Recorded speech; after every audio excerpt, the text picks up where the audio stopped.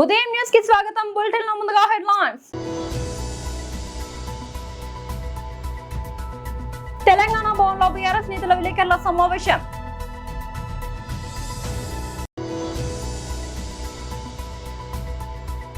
తాడేపల్లిలో వైఎస్ఆర్సీపీ అధ్యక్షులు YS Jagan press meet.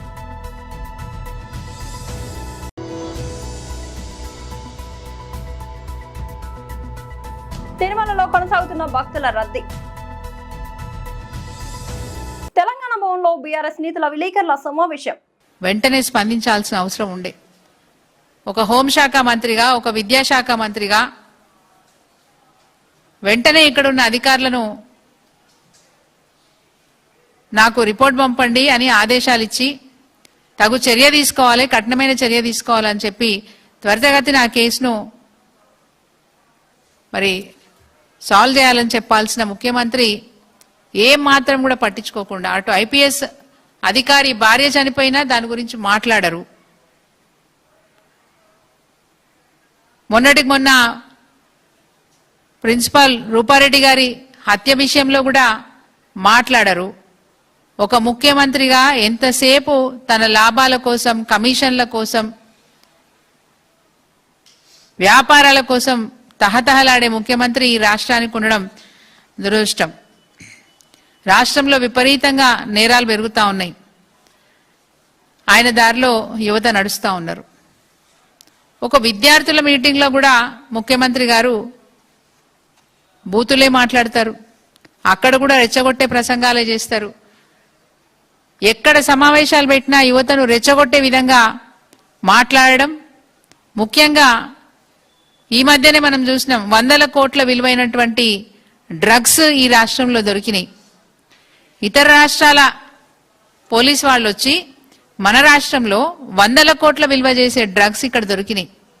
అంటే గంజాయి విపరీతంగా ఈ రాష్ట్రంలో విపరీతంగా వ్యాపారం జరుగుతూ ఉంటే కూడా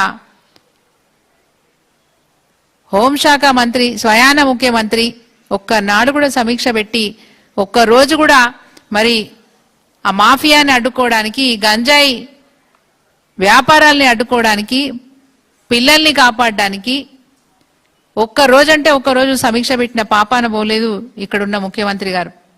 ఎక్క సవాలు పెట్టినా యువత మీద, యువతలో ఒక ఆక్రోశాన్ని నింపడానికి రెచ్చగొట్టే ప్రసంగాలే చేస్తారు తప్ప ఒక్క మంచి మాట కూడా చెప్పిన పాపాన పోలేదు.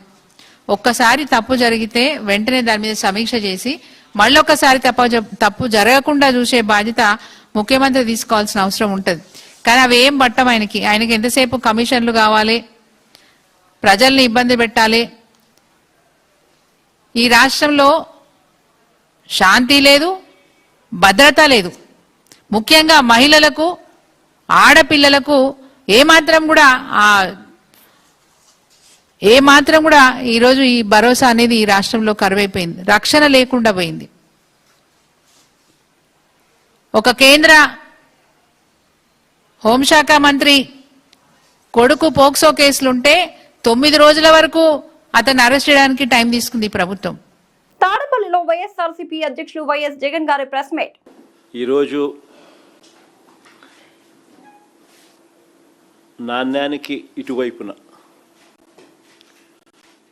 2 ప్రధానమైన అంశాలు టచ్ చేస్తాం.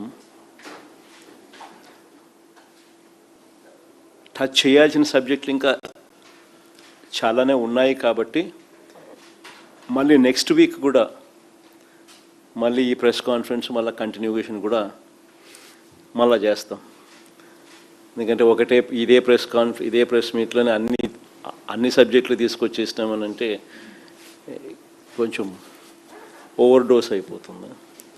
సో ఈరోజు ప్రధానంగా టచ్ చేయబోయేది డిఎస్సిలో 2 డిఎస్సీలకు సంబంధించి. అంటే ఒకటి, చంద్రబాబు నాయుడు గారి కొడుకు లోకేష్ ఎడ్యుకేషన్ మంత్రిగా ఉంటూ తాను రాజీనామా చేయాల్సిన అవసరాన్ని గట్టిగా ఎందుకు అని చెప్పి మరొక్కసారి చెబుతూ, రెండవది వీళ్ళు అప్పటి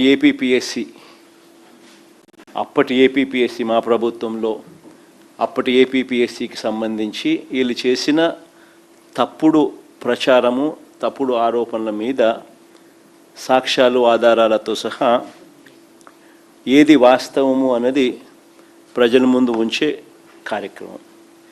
ఈ రెండు సబ్జెక్టుల మీద కూడా, ఎందుకనంటే ఈ రెండు సబ్జెక్టులు కూడా అసెంబ్లీలో ఈ మధ్యకాలంలోనే నిన్ననో మొన్ననో సుదీర్ఘమైన అబద్ధాలతో కూడిన ప్రసంగాలు, అడ్డుకోవడాలు ఇవన్నీ కూడా జరిగిన నేపథ్యంలో ఈ రెండింటికి కూడా సమగ్రమైన సాక్ష్యాలు, ఆధారాలతో ప్రజల ముందు ఉంచే కార్యక్రమం చేస్తాం.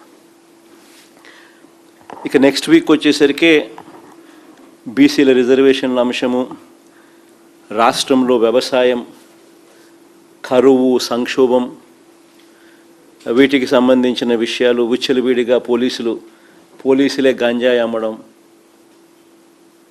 పోలీసులే గంజాయితో దొరకడం, ఇటువంటి సబ్జెక్ట్స్ అన్నీ కూడా మళ్ళీ రేపు బుధవారం, నెక్స్ట్ బుధవారం మళ్ళీ వీటికి సంబంధించిన ప్రెస్ మీట్లు, మళ్ళీ వీటికి సంబంధించిన విషయాలు అడ్రస్ చేస్తాం. ఇంకా డిఎస్సికి సంబంధించి ఈరోజు మొదటిది సబ్జెక్టు, లోకేష్ అనే వ్యక్తి ఎందుకు రాజీనామా చేయాలి, సిబిఐ ఎంక్వైరీ అన్నది ఎందుకు వేయాల్సిన అవసరం ఉంది, దీనికి సంబంధించి డిఎస్సి విషయంలో, ఇప్పటి డిఎస్సి విషయంలో, ఈ గవర్నమెంట్ కండక్ట్ చేసిన డిఎస్సి విషయంలో 2025 నోటిఫికేషన్తో ఇచ్చిన ఈ డిఎస్సి విషయంలో జరిగిన లీకేజ్, అక్రమాలపై మేము ఇప్పటి వరకు ఏ అంశాలైతే ప్రజల ముందు ఉంచామో అవన్నీ కూడా వాస్తవమేనని క్రమంగా ప్రభుత్వమే అంగీకరించే కార్యక్రమం కూడా చేసింది. అసెంబ్లీలో లోకేష్ మాట్లాడిన ప్రసంగం చూసినా కానీ, ఇదే అసెంబ్లీలో చంద్రబాబు నాయుడు గారు మాట్లాడిన ప్రసంగం విన్నా కానీ, ప్రత్యక్షంగానూ పరోక్షంగానూ వాళ్ళు ఈ ఆరోపణలన్నీ కూడా ఒప్పుకున్న పరిస్థితులే కనిపిస్తాయి. తిరుమల శ్రీవారి ఆలయంలో భక్తుల రద్దీ కొనసాగుతోంది. వైకుంఠం క్యూ కాంప్లెక్స్ లోని కంపార్ట్మెంట్లన్నీ పూర్తిగా నిండిపోవడంతో సర్వదర్శనం క్యూ లైన్లు వెలుపల వరకు విస్తరించాయి. ప్రస్తుతం క్యూ లైన్లు శిలాతోరణం వరకు చేరుకోవడంతో తిరుమల కొండపై భక్తుల రద్దీ ఏ స్థాయిలో ఉందో స్పష్టమవుతోంది. టోకెన్లు లేని సర్వదర్శనం భక్తులకు శ్రీవారి దర్శనం లభించేందుకు సుమారు 18 గంటల సమయం పడుతుందని తిరుమల తిరుపతి దేవస్థానం టీటీడీ అధికారులు వెల్లడించారు. గంటల తరబడి క్యూ లైన్లలో వేచి ఉంటున్న భక్తులకు ఎలాంటి ఇబ్బందులు తలెత్తకుండా టీటీడీ యంత్రాంగం పటిష్ట ఏర్పాట్లు చేస్తోంది. భక్తులకు తాగునీరు, అల్పాహారం వంటి సౌకర్యాలను సిబ్బంది నిరంతరం పంపిణీ చేస్తున్నారు. మరోవైపు నిన్న బుధవారం శ్రీవారిని మొత్తం 76,464 మంది భక్తులు దర్శించుకున్నారు. వీరిలో 36,913 మంది భక్తులు తలనీలాలు సమర్పించుకున్నారు. ఒక్కరోజే శ్రీవారి హుండీ ద్వారా 4.94 కోట్ల ఆదాయం సమకూరినట్లు టీటీడీ అధికారులు తెలిపారు. వారాంతం సమీపిస్తుండటంతో భక్తుల రద్దీ మరింత పెరిగే అవకాశం ఉందని అధికారులు అంచనా వేస్తున్నారు. సూర్యలంక పర్యాటక ప్రాంతంలో స్వదేశీ దర్శన్ పథకం పనుల్లో భాగంగా జరుగుతున్న వివిధ నిర్మాణాల పనులు నాణ్యతగా ఉండాలని జిల్లా కలెక్టర్ డాక్టర్ వినోద్ కుమార్ తెలిపారు. సూర్యలంక బీచ్ లో జరుగుతున్న వివిధ రకాల అభివృద్ధి కార్యక్రమాల పనులను సంబంధిత అధికారులతో కలిసి కలెక్టర్ క్షేత్రస్థాయిలో పరిశీలించారు. ఈ సందర్భంగా జిల్లా కలెక్టర్ మాట్లాడుతూ సూర్యలంక పర్యాటక ప్రాంతంలో స్వదేశీ దర్శన్ పథకం పనుల్లో భాగంగా జరుగుతున్న వివిధ నిర్మాణాల పనులు నాణ్యతగా ఉండాలని, నిర్మాణ పనుల పురోగతిని పరిశీలించి కలెక్టర్ కాంట్రాక్టర్లకు పలు సూచనలు చేశారు. నిర్ణీత గడువులోగా పనులను పూర్తి చేయడంతో పాటు నిర్దేశించిన నాణ్యత ప్రమాణాలను తప్పనిసరిగా పాటించాలని ఆదేశించారు. నిర్మాణాల్లో నాణ్యత విషయంలో ఎట్టి పరిస్థితుల్లోనూ రాజీ పడరాదని స్పష్టం చేశారు.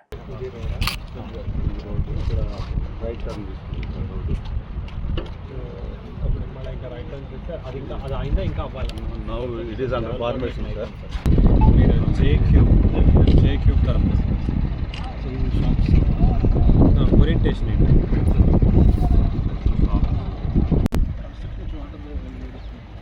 construction మీకు ఐడెంటిఫై చేసి చెప్పగలరు.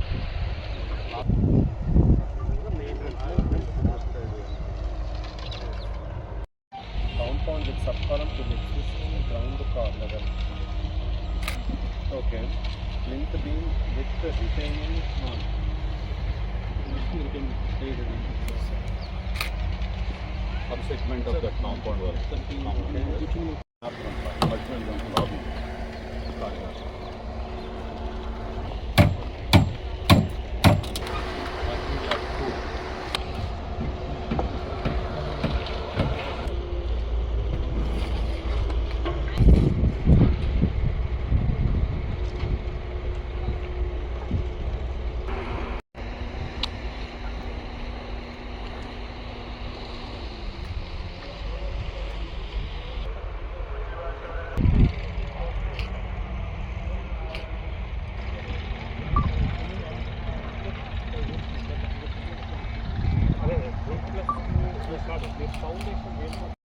The cheapest to cut it together.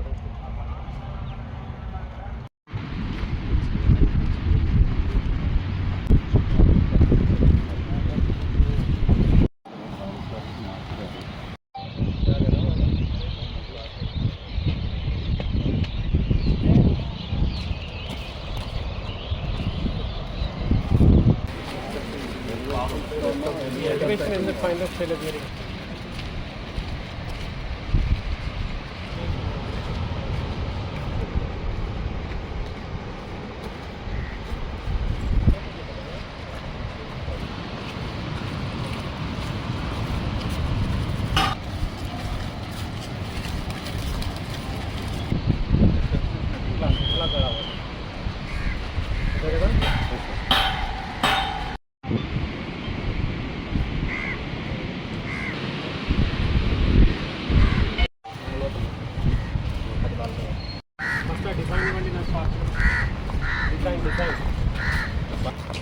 Mahabubabad polytechnic విద్యార్థిపై జరిగిన దాడి ఘటనను జెన్జీ స్టూడెంట్ ఆర్గనైజేషన్ తీవ్రంగా ఖండించింది. ఈ మేరకు ఉస్మానియా యూనివర్సిటీలోని ఆర్ట్స్ కళాశాల వద్ద విలేకరుల సమావేశం నిర్వహించి మాట్లాడారు. విద్యార్థులపై అనుచితంగా ప్రవర్తించారనే ఆరోపణలు ఎదుర్కొంటున్న సీఐ రఘుపతి రెడ్డిపై ప్రభుత్వం వెంటనే సమగ్ర విచారణ చేపట్టి విచారణ పూర్తయ్యే వరకు సస్పెండ్ చేయాలని సంస్థ ఫౌండర్ శివాజీ డిమాండ్ చేశారు.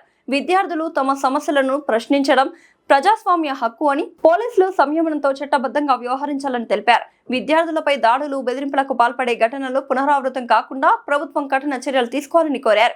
విద్యార్థులకు నాణ్యమైన విద్యా ఫీజుల నియంత్రణ, ఫీజు రియంబర్స్మెంట్, ఉపాధి అవకాశాలు, హాస్టల్ సమస్యలు, స్కాలర్షిప్ల వంటి అంశాల పరిష్కారం కోసం తమ పోరాటం కొనసాగుతుందని శివాజీ తెలిపారు.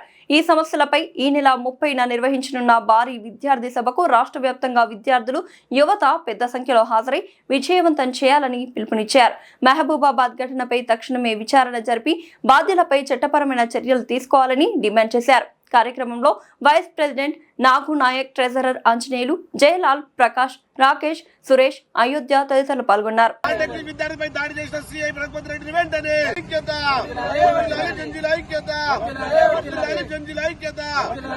విడుదల చేయాలి. ఫీజు రియంబర్స్మెంట్స్ వెంటనే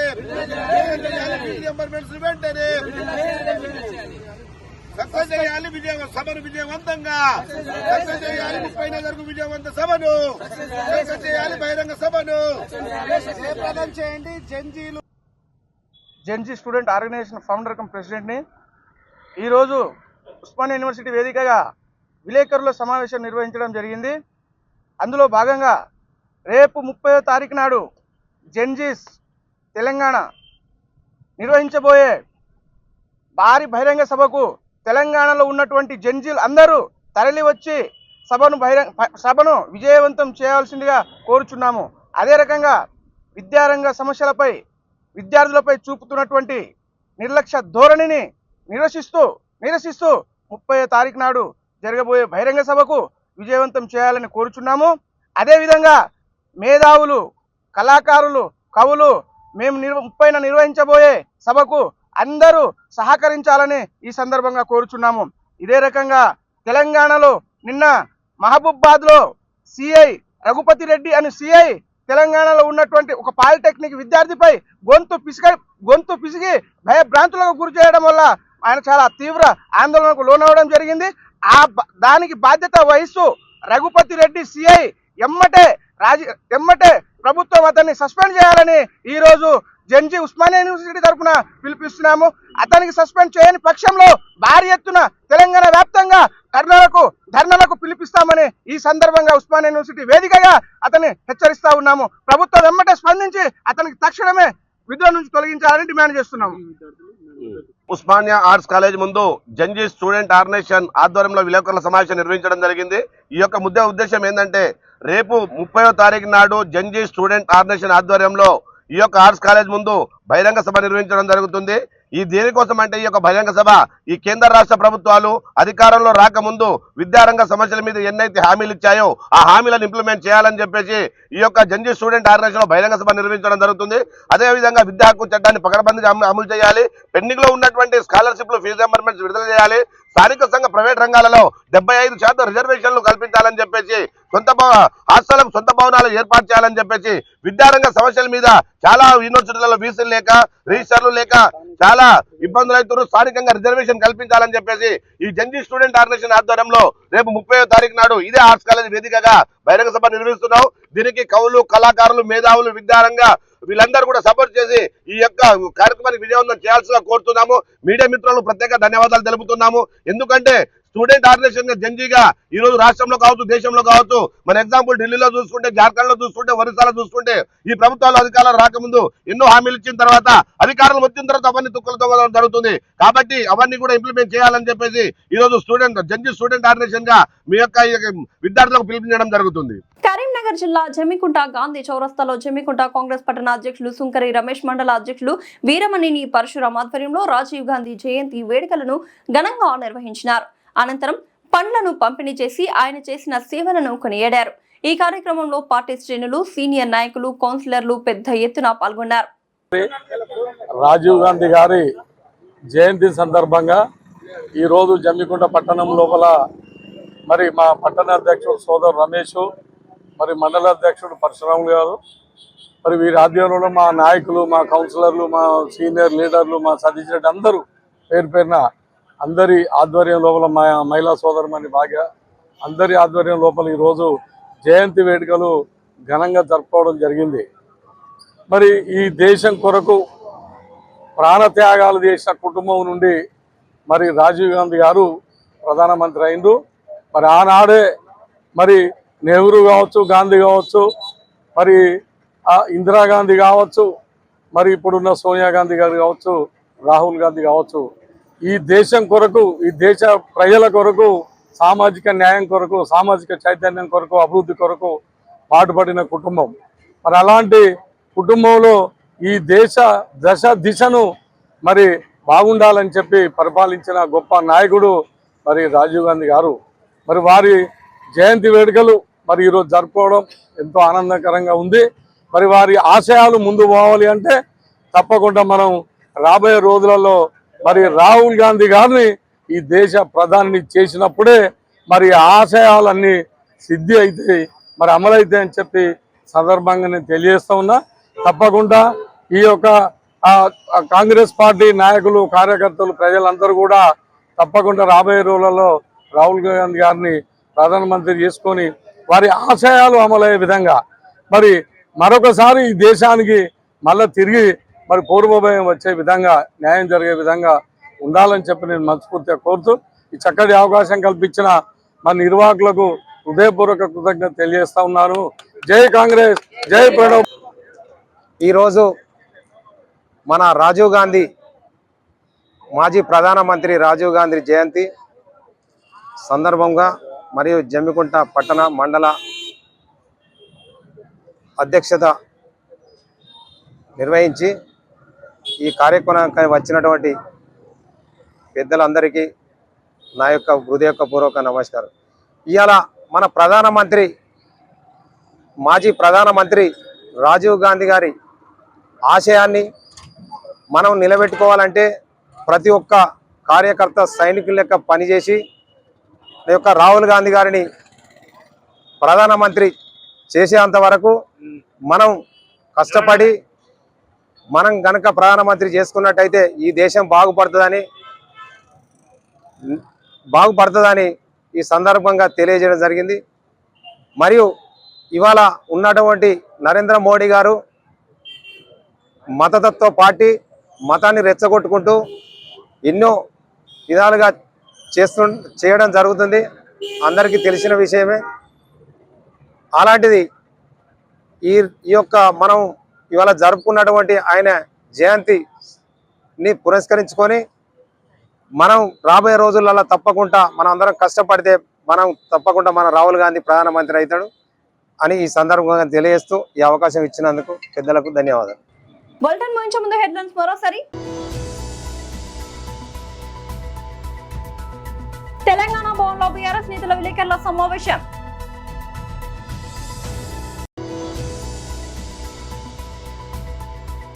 తాడేపల్లిలో వైఎస్ఆర్సీపీ అధ్యక్షులు వైఎస్ జగన్ ప్రెస్ మీట్.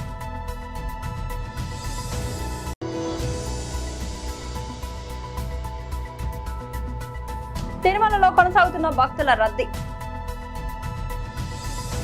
ఇది ఇవాళ బులెటిన్ అప్డేట్. మరొక బులెటిన్లో మళ్ళీ కలుద్దాం. అంతవరకు సెలవు.